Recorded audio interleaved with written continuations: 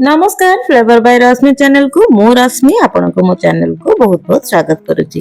आज बनेबा कंचा कदली आउ आलू रे बहुत ही टेस्टी तरकारी जाकि आपण रुटी परोटा सबु थरे भात संगे भी खाई परिबे। तेबे चलंतु बनेबा कंचा कदली तरकारी बनेबा को सेठी पय मु दीटा कदली नै जाईची।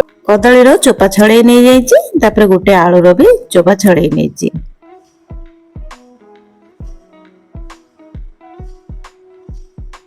एठी टिके मोटा मोटा करिकी कदली गुडी को काटी नबा।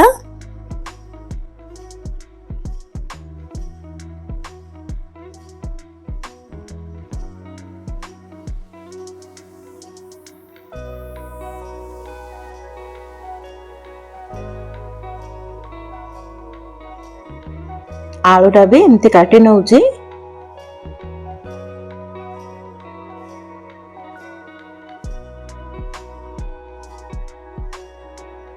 तापरे कदली आलू को भलरे धोई देकी पानी निगाड़ी के नै आसीबा।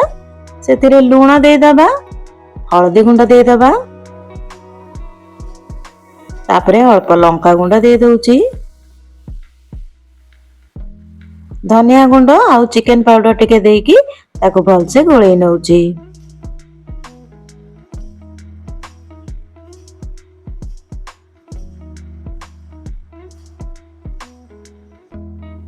आकु रखिबा साइड रे।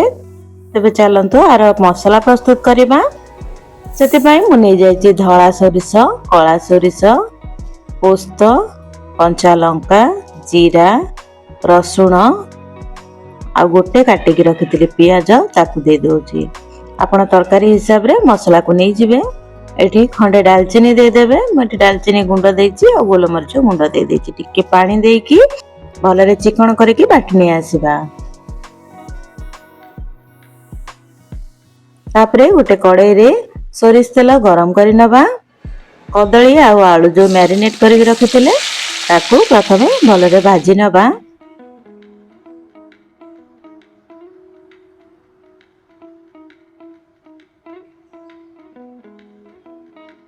ए देखंतु कदली आलू पूरा भाजी हे गलानी। आकु साइड कर दउची आ हल्का तेल पके दउची। सेतिरे पके दउची अल्प हेंगु, कला जीरा, टिके काश्मीरी रेड चिली जेमती तरकार रो कलरटा भल आसीबो बोली और हळदी गुंड टिके दे देची।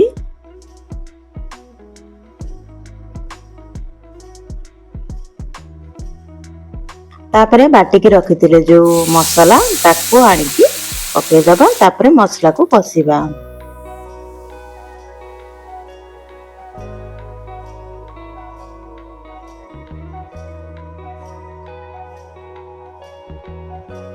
जदि मो वीडियो गुडी को आपन को पसंद आसुची त नियाति भाबे चैनल को सब्सक्राइब करिवे और लाइक करिवे, कमेंट करिवे और शेयर मध्य करिवे।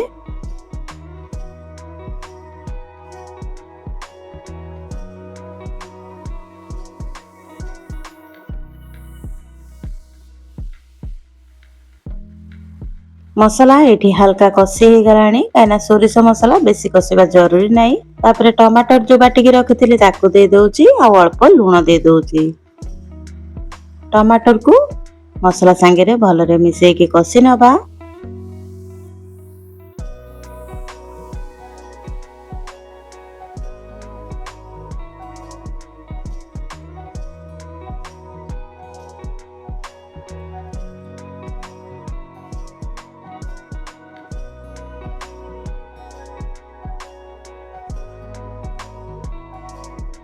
तापर आ किसी समय मसाला को फुटे नबा घोड़े की।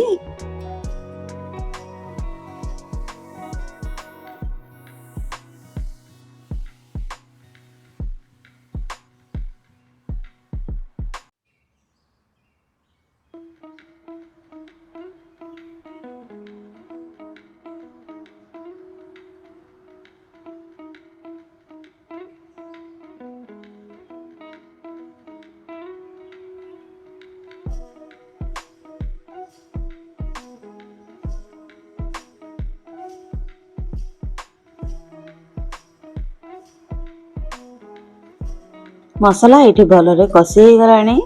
जो ग्राइंडर जार रे मु मसला बाटी देली पानी पिछुले के आनिकी अल्प पानी दे देछि आ सादा पानी भी देछि। ଗ୍ରେଭିଟା ଆପଣ ଯେତିକି ରଖିବାକୁ ଚାହିଁବେ ସେତିକି ଝୋଳ ବନେଇ ପାରିବେ। ମୁଁ ଏଠି ପାଣି ଗୁଡ଼ିକ ମିଶାଇ ନେଉଛି ଝୋଳରେ, ମାନେ ହାଲକା ଚଲେଇ ନେଲେ ମସଲା ଆଉ ପାଣି ଭଲରେ ମିଶିଯିବ। ତା ଉପରେ ଅଳ୍ପ ଧନିଆ ପତ୍ର ଦେଇ ଦେଇଛି। ଯେତେବେଳେ ଝୋଳ ଫୁଟିଯିବ ତାପରେ ଆମେ କଦଳୀ ଆଉ ଆଳୁକୁ ପକେଇଦବା।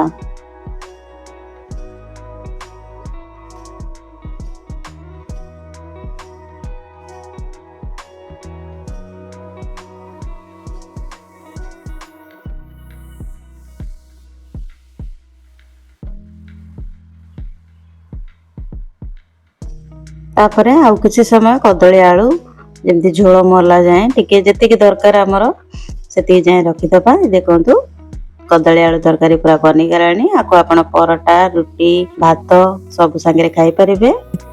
ତ ଆଜି ପାଇଁ ଏତିକି, ପୁଣି ଥରେ ଦେଖା ହବ ନେକ୍ସଟ ଭିଡିଓରେ। ସେତିକି ପର୍ଯ୍ୟନ୍ତ ବାଏ ବାଏ।